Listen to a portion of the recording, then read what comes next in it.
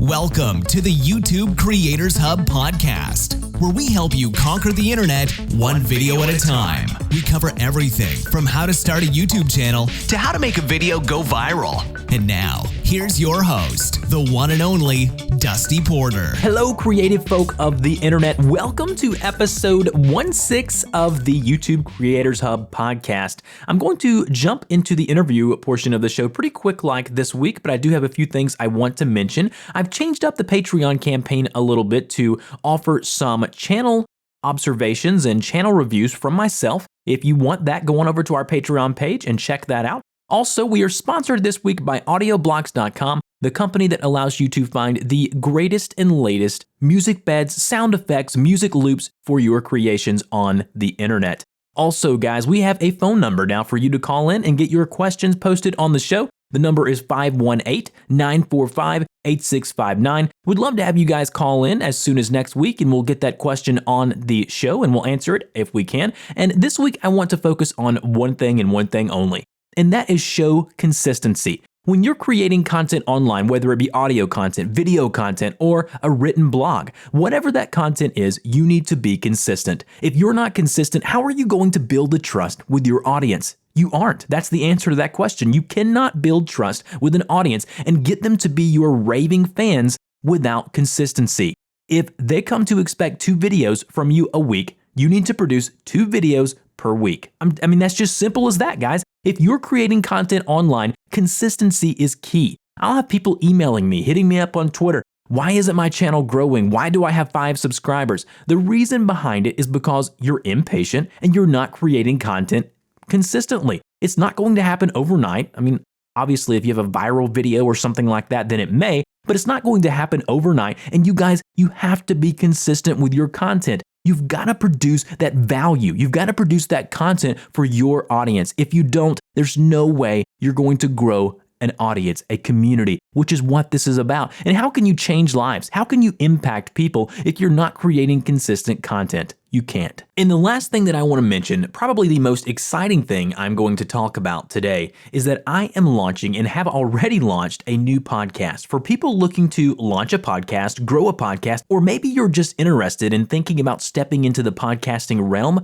Well, I've got a great show for you. It's called Podcasters Unplugged, and it's got the same structure as this show for video, but basically it's for podcasting. So if that interests you, go on over to podcastersunplugged.com or search for it. I'll have the link in the show notes. You can search for it. It's already on iTunes, and I would love to have you guys over there as well. So with that rant out of the way, let's go ahead and jump into the interview. Hello and welcome to this week's portion of the interview section of the show. I am honored to have Mr. Brian Zayn with us this week. He has been in the independent wrestling scene for years now. He is host of Wrestling with Regret on YouTube, has over 130,000 subscribers and over 200 videos uploaded. He takes a humorous look at the worst in professional wrestling. Brian, how are you doing today? I'm doing great, and I'm happy to be on this very cleverly titled portion of your show called the interview portion of the show. That's what I'm here for. Thanks for having me on the show. Absolutely, Brian. Thank you so much. So, how did you get started on YouTube? Well, I've been one of the early adopters or early fans of YouTube ever since it first debuted. Yeah, because it came out right around the time I was in college at the University of Oregon. And, I was doing stuff with video. I was my major there was journalism with an emphasis in like digital video communication and stuff. And so I just did a lot of stuff with video, and I saw this YouTube medium, and I saw how well you could get the message across with that. So I kind of fell in love with YouTube early, and I always wanted to do something with YouTube. I kind of dabbled in it when I was doing stuff more regularly in the independent scene, doing stuff for my wrestling character. But in the last few years, I always thought, man, it'd be cool to do like a wrestling YouTube show, because a couple of my biggest influences are guys like Doug Walker, the nostalgia critic, and James Rolfe, the angry video game nerd. And just that genre of like guy talking about the worst of a certain genre. I'm a big fan of those kind of things. But as I was looking around at some of my favorites, there's like one for almost every genre in the book, every kind of medium in the book. But I didn't really see anything about wrestling, which is my biggest passion. And I thought, well, I have this background in television production, so like, why don't I do it? I think I'm pretty funny. I can make some good jokes. So, I understand how it all works. And being in the business, I have a different insight than your average fan. So yeah, I figured I would give it a try. And, I think that was kind of what really started it. Just trying to fill that void. Like, there's plenty of people on YouTube who talk about wrestling, but it's usually like one of two things. It's usually like a podcast in video form, so it's all audio based, or it's just a guy in front of their webcam with zero production quality, zero production value, just talking about how crappy Monday night's show was. And they're just kind of going without a script or anything like that, with no editing, no audio or video cues or anything like that. So I thought I could do better than that. And so that's kind of what set me off. It was a combination of wanting to fill the need of a nostalgia critic of wrestling, and also the fact that nobody else seemed to be doing it at the time.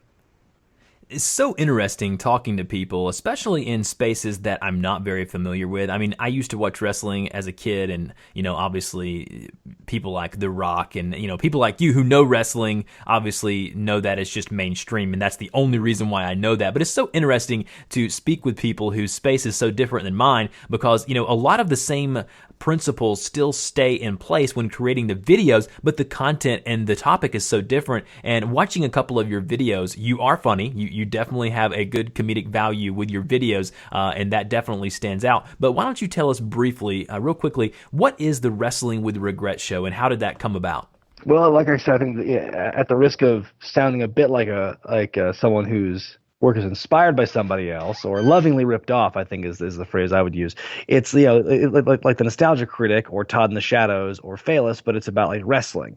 And it's just like you take a look at the silliest and strangest things that have happened in professional wrestling, more or less over the last like 20, 25 years, because that's kind of my wheelhouse. And yeah, I just kind of take a look at storylines and characters, and not even just stuff within like wrestling programming, things like movies with wrestlers in them, TV shows about wrestling, video games with wrestling in it, stuff like that. I also do like song parodies about wrestling, and I've branched out so much in the last year or so. I do a cooking show now, basically. I've got a series of videos where I cook items out of the cookbook the WWF published back in 2000. I do one at a time, and I cook them and test them out and stuff. And I do little editorials on like advice on what to do when you're in the wrestling business if you're just starting out. Because I get a lot of questions. People ask me, how do I become a wrestler? How do I become a manager? And so I answer those questions too. So it's evolved from just me doing, long form reviews on crappy storylines and crappy movies to this kind of thing where there's something for everybody. So that's great to transition into this next question that I have for you. How has YouTube helped your business, or how has it even become a small business for you? Well, it's definitely become a business for me because I have a day job. I work a 9 to 5 at a TV station in Reno, Nevada, but this show is pretty much a second job for the amount of work I put into it. Off the clock, when I'm not doing my 9 to 5, and it's it is like a small business because it does generate money, and there is a lot of sweat equity, more or less. There's a lot of time taken for the creative process for writing these things and coming up with a subject matter. So it's definitely become a business. That's the best way I can really answer it. And it's like, but at the end of the day, I still have to treat it like a hobby because as well as I'm doing with this show, I don't want to suddenly quit my 9 to 5 and become a full-time YouTuber because I have no idea when the bottom's going to fall out. Yeah, exactly. That's what I tell people. You can't put all your eggs in one basket, regardless of whether it's YouTube, the mega giant that it is, or anything else. You want to diversify your income streams. Exactly. So, yeah, I basically have to keep treating it like a fun hobby, which sometimes I have to keep putting in perspective because sometimes I do get so wrapped up in it. In the future plans and like what I'm doing with certain videos, like, oh my God, how is this going to be received? And I have to remember, it's just really at the end of the day, it's for me and like the friends I want to make laugh. And so I happen to have gathered a huge following along the way. Absolutely. And one of the things that I've noticed about your channel is, my channel that I do on technology is more of a search-based channel, which is different than like what you do. You've built this amazing community, and all of your videos, even videos that you've posted just a week ago, have, hundreds of thousands of views on them. And that tells me that your community is patiently and anxiously waiting your content each and every week, and they consume, for the most part, all of the stuff that you release, which is really interesting. And speaking of the business side of YouTube, what are ways that you monetize your channel? This is interesting stuff for our listeners, as they're always looking for ways to branch out and find other unique and creative ways to make money from creating their content. Well, I mean, as far as how I monetize my videos, I guess it's just I check the box and I hope for the best, because, I do use a bit of copyrighted material. And in the past, I have plenty of videos I can't make money off of because I use the material. But over time, I've just kind of gotten smarter to how it all works, because I've learned you can't put up a clip of a 30-second uninterrupted clip of like a wrestling match, and that's not okay, But I've learned about, the fair use and everything. That's kind of how I've managed to monetize a lot of my videos. And over time, like I said, I've branched out into doing things, not just looking at like WWE. Like I do stuff where I cook things, and there's everything in my kitchen, and I do editorials that don't involve any other footage other than what I'm saying. So I guess that's kind of the way I've been monetizing it, and other ways of developing income, I guess. It just comes with like diversifying your material, like you said. Like I do unboxing videos where I have promotional codes, and I've worked with other websites that use influencer marketing to try and increase their base. So it's there's a lot of different ways you can do it. But the first thing, if your base is just YouTube, if that's kind of like the core, or that's the foundation of your business, it's all about just knowing, is not being stupid, not being dumb, especially if you're going to be using copyrighted material. So let's talk about that for a minute. I haven't really discussed that much on this show. What are some strategies and techniques you've used to help yourself avoid the copyright strikes? And maybe you can explain more what it means to get a copyright strike, and obviously the downfall of that happening to your channel. Well, there's a lot of different variations of what happens when you get dinged for copyright. Best case scenario, if you get caught, the best case scenario is you can't make money off it, but the copyright holder can. And you can dispute that stuff if you want. Chances are you won't win it unless like you've got something like dead to rights.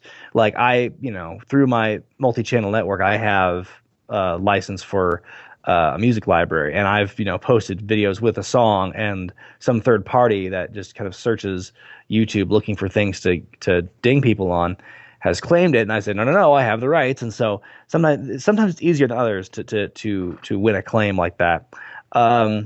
But yeah, it's basically, best case scenario is you don't get your stuff monetized. Worst case scenario is they can put a copyright strike, or they can put a strike on your channel. And the first strike, which is all I know because I've never gone beyond that, is they put a cap on how long your videos can be. It's 15 minutes. And then you also can't monetize anything on your channel.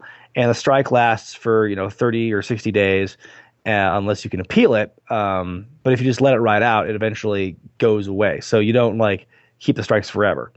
So you can have one strike, let it go away, get one again, go away. But like over time, over the 3 years I've been doing this show, I've learned, how to avoid getting dinged for it. And again, it all comes down to just the way you use it. And so over time, I've used more and more still graphics and stuff in After Effects, like graphic stuff that I've made myself that isn't copyrighted video. So I've just been able to pepper that in more, and I use more still images. Like I said, don't use the uninterrupted 30-second clip, but instead they break it up, and put it in a different order. Don't do it all in sequence. You just have to kind of like, in a way, it's kind of like, I feel like I'm almost bending the rules by doing that, but I don't think I am, because that's what fair use is all about. It protects reviewers and critics from being punished for doing that by the copyright owners. So it's just a way of like, it's just something I've learned over time, like, oh, this works and this works. And so now I'm able to do a 20-minute video on something that WWE did, but the way I'm editing it and the way it's all working out is that it's free and clear, essentially. Sure. Sure. And I tell people all the time, you just need to be careful about copyright material as, what you're doing, commentating on, the wrestling world and doing things like you do. Your show's different than like what some people do is blatantly rip off some, content from somebody else and just re-upload it. That's completely different than like what you do. And like you said, once you get multiple copyright strikes on your channel, you do have the risk of losing your channel altogether. So, make sure that when you're creating that content, guys, that you're looking at the fair use rules and regulations within YouTube and understand what the copyright laws are and understand that, your video may be flagged. You may be cut off from monetization for, a couple months if that's, the amount of strikes that you get on your channel. So be careful with that and make sure you're reading up online. You can just Google YouTube copyright rules, things like that. Make sure you're well versed on that stuff because it's important when trying to grow a channel that you don't get banned by creating content that is indeed yours. And there's a lot of times they make mistakes and they'll flag a video like they flagged a couple of mine, and I just have to send in a form showing that, hey, I do own this content and it's not copyrighted material. So there's definitely ways and strategies like what Brian's talking about to get out of it and to kind of work around it. And there's definitely more ways than what we've discussed here. And again, you can probably find those online. Now, Brian, what is something that you wish someone had told you when you first started out on YouTube? Gosh, what do I wish someone had told me when I first started out? Well, first of all, the copyright thing, that would have been nice because a lot of my earlier videos I can't make money off of because of the rules, because of the ways and means about video production for YouTube that I didn't know at the time. Gosh, as far as that, anything else, I guess it would be to, be patient. Because, when I first did my channel, I didn't expect to be like a huge name. Again, I was just kind of doing this for fun and for me. But it did take a long time to my channel to get where it was because it took me about 2 years to reach 2,000 subscribers. And I actually remember, it was funny, I have on my Time Hop app like a couple weeks ago, I was looking and it was me celebrating a year ago saying, oh man, I finally hit 1,000 subscribers. And like, that was a big deal to me. And then like, shortly after I signed with Screenwave Media, my multi-channel network I work with, and I don't know how much of it was them, how much of it was like the timing of some popular videos that I was coming out with at the time, but like just all of a sudden, just like whoosh, like my subscriber base exploded, and it was just a really weird thing to see. To see like what I was doing and how hard I was working just to get 2,000 subscribers. For a period of time, I was hitting that like once every day or so. I was hitting that mark. I was getting 2,000 subscribers like every couple of days. So yeah, I guess patience is the thing. Because I mean, if you go on YouTube, I think people who create regular content on YouTube deep down are kind of like marks for themselves. They're kind of like they're kind of fans of their own work in a way. And not to sound like, oh, you're being egomaniacal. I think it's just you have a vision, you have a goal, and you want to like project that. You want to show the world what you can do. So when you're spamming your friends' Facebook feeds with like your stuff, it's the same way as trying to make it like as an actor or a musician. You're just kind of plugging your stuff all the time, and you hope for it to finally find a hook with someone. And sometimes it takes a while, and sometimes it doesn't. But for me, it took like 2 years to finally like get a decent following. So I'd say just be patient. Patience is extremely important, and not getting caught up with the numbers, as I say on this show almost every week. Patience is a virtue, and I promise you guys, if you're patient and you create good, valuable content, you will grow. And a lot of times, like Brian said, it may just take something like, whether it's with him joining the MCN or a couple viral videos that he created, it just takes a small boost for people to gain trust for what you're doing and knowing that you're going to be consistent and they're going to want to watch your content. I know for me, it was a couple videos that I released and it shot me up. And like Brian said, I was getting, hundreds of subscribers a day, which was completely different than when I first started. So be patient. As soon as you create that content, don't expect it to explode, unless you're already a name out there on the internet, and just be patient, and in time it will come. Now, are there any YouTube tools that you could recommend as far as hardware or software that you use on a weekly basis that you just could not live without? Like things, could you elaborate on that question? Like, specific equipment that you may use, software that you use, editing software that you use, a process that you may do in creating your videos that would be helpful for the listeners as far as something they might could utilize? Well, I mean, for editing, I use Adobe Creative Suite / Creative Cloud.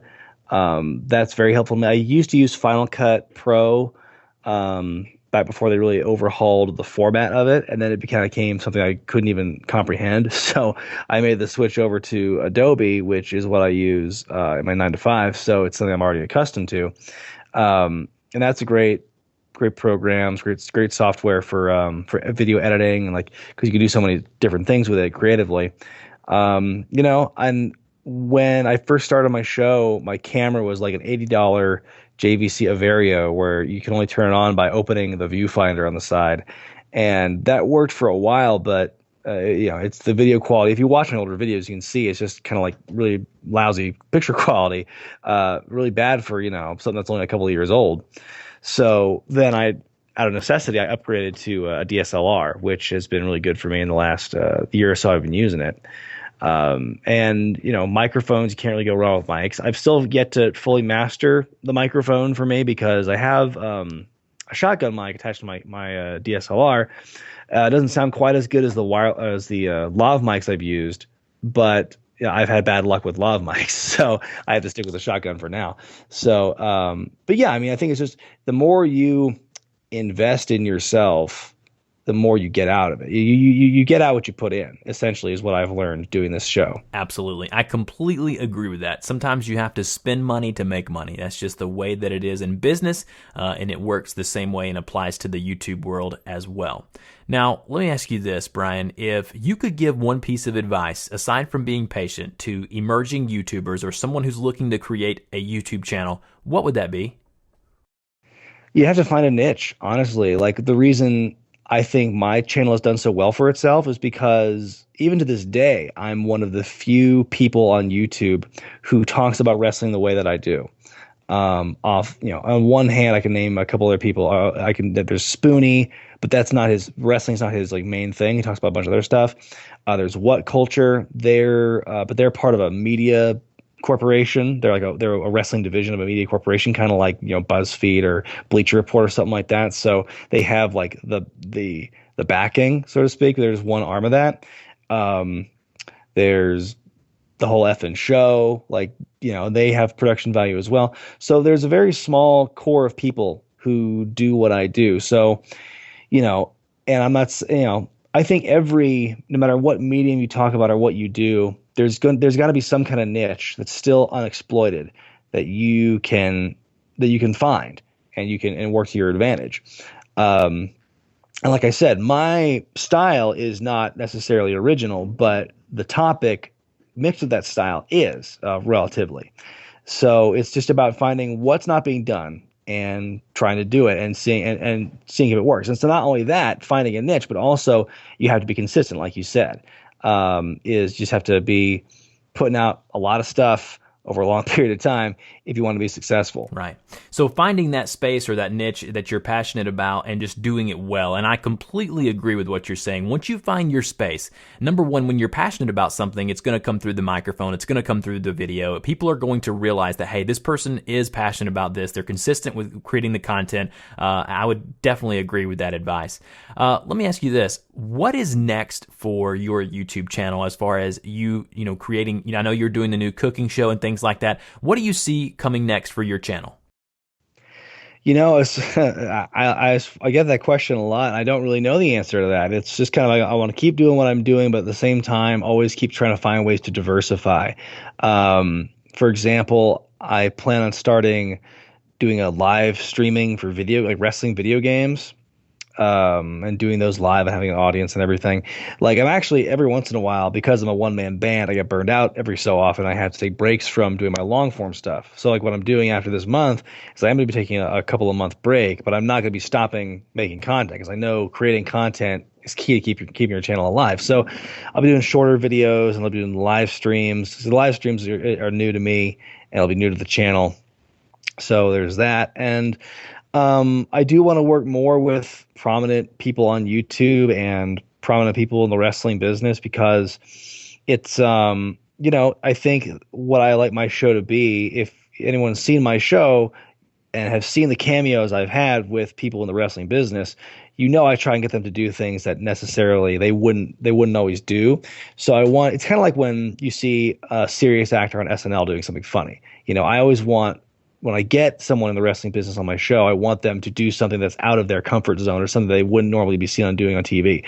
So I want Wrestling with Regret to keep doing what it's doing, but at the same time also be kind of a home for wrestlers to kind of come on the show, assuming there's availability and all the stars align, and just do something that's like fun and memorable. Awesome. That's fantastic. And then on the backside of that question, what do you see as far as YouTube as a medium? Where do you see YouTube going in the future?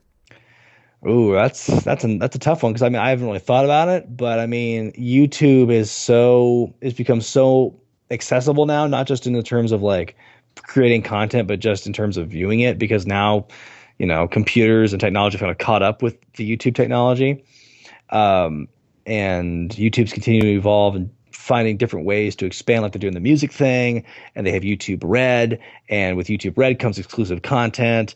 So I almost see it becoming a thing kind of like Netflix, almost in a way, where it's just you can I don't know if it's going to go exclusively to pay. I think that'd be outrageous if they did that, but I do see them having a lot more like YouTube produced original content, like series that you might have to pay for, kind of like what Amazon is doing and things like that. I see it going that direction, if it hasn't already. I'm not paying too close attention to it, obviously, but it's I do think YouTube, it's already changed the way we watch television and movies. So I definitely see it kind of becoming. I don't know how much further it can go, because I don't really see, I don't know where technology is going to be in 5-10 years, but I know wherever technology is going as far as TV watching, YouTube is going to be there. Absolutely. If that makes any sense. No, it does. I completely agree with you. One of the last questions that I want to ask is this: what do you think your strengths and weaknesses are as a content creator? Well, I think my strengths is, again, I think it's just it's my uniqueness of the topic that I talk about, or the what I do with the genre. I think my strengths are my writing. It's gotten a lot stronger since I started. My writing's gotten a lot tighter, in my opinion, and just more, better with jokes, and I think, my strength is just my production value and what I bring to it, because again, I have that TV production background. Also, I think I consider myself relatively accessible to viewers. I think one of the issues with the bigger YouTube channels is that they kind of shut out their audience. Like they won't write back to comments or things on Facebook Messenger, which I try and do as often as I can. But it's also one of my weaknesses. Sometimes I fall prey to the trolls and stuff like that, and that's just me, because I'm a sensitive soul at times. But it's not even like the hateful comments or the contrarian comments. It's the ones that just say things that are objectively wrong. Like sometimes lately I've been reposting older videos that have been blocked due to copyright, and there's often, so I would re-edit them to make it fit so it doesn't get flagged, re-upload them, just so I can complete the collection. And people will say, "Oh, when are you gonna make new content?" I'm like, I just had a week where I made 5 videos in a single week. Like, what are you talking about making new? Don't tell me that I don't make new content. And so something that gets my goat, because it's a matter of pride. Like, how dare he say I don't make new content? And so I kind of get goaded into that. And I've been learning to try and put it all in perspective. But yeah, I think that's one of my weaknesses. Like, I can get goaded pretty easily if they strike the right chord. But yeah, you just sometimes you just have to just turn the other way. You have to understand that those people typing those comments are probably in a basement somewhere, living, it's a situation to where you just have to put it in perspective of they have nothing better to do than to critique, which I'm completely okay with any content I create. I'm okay with constructive criticism. There's a big difference in constructive criticism and trolling, a complete and utter difference. And people have to understand that you should be willing to accept the constructive criticism. It's just the name calling and the utter disrespect of people sometimes in the comments section that just baffles me. But a lot of times I just completely skip over their comment and just move on to the next one. Right. And I think my other weakness is the fact that I do produce things all by myself. And so, like, it comes to that point where I have to take breaks because I get burned out. But like that's kind of like the kiss of death with YouTube, because if you don't make content for a while, you're done essentially. People kind of forget about you. So it's one of those things where I have to kind of like keep the balance between, being a good husband and father and having time with them, and also having time to do my show. So I think it's going to get to the point where I have to hire some friends to help write for me, just so I can, sleep easier. Absolutely. Absolutely. Well, Brian, I appreciate you coming on the show. Where can people find you on the internet? Well, of course, there's Wrestling with Regret on YouTube, and regret is spelled with a W at the beginning because I love alliterations. And my Twitter handle is at @ZMan Brian Zayn, and you can also find me on Facebook, and the Facebook page is also called Wrestling with Regret. Sweet. And I'll have as many of those links as possible in the show notes after this episode releases. And Brian, I really appreciate you coming on the show, and keep on recording those funny videos. And like I said, we'll talk to you later. Thanks so much. All right. Thanks, Brian. You've been listening to the YouTube Creators Podcast. We want to thank you and invite you to subscribe to the show, as well as support us on Patreon for great perks, such as having your YouTube channel featured on the show and a link on our website. Until next time, keep uploading those videos.